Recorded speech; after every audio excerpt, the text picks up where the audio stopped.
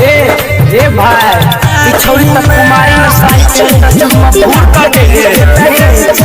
नीक लागे छै जे आरो बाप रो बाप अन्नू रिकॉर्डिंग स्टूडियो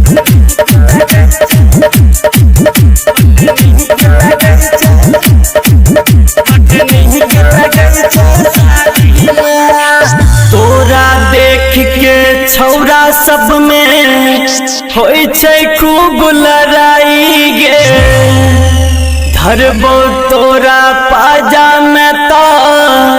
करबे माई माई गे शादी में है गे शादी में बड़ नीक लगे छै शादी में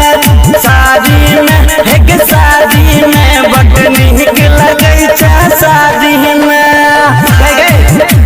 थोड़ी बचा के नाच कर छौरा से लगे कि हाथ लगै छौ शादी में है गे शादी में बड़ नीक लगे छै शादी में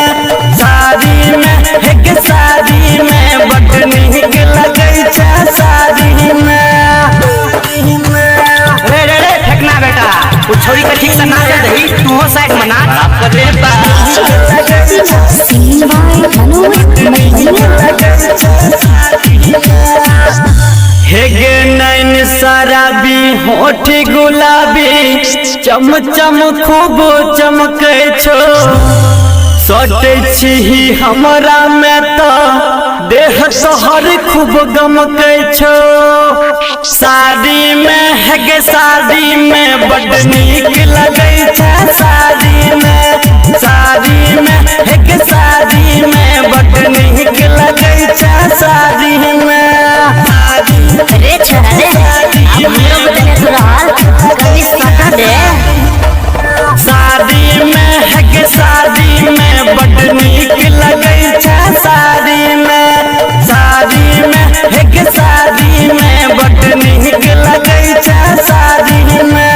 देखना बेटा तो अपन बाप का नाक कान कटल के तेरे बाप का नाक कान बचा ना रे अन्नू रिकॉर्डिंग स्टूडियो मनोज मधुबनिया के गे फेरा में तू रहै छै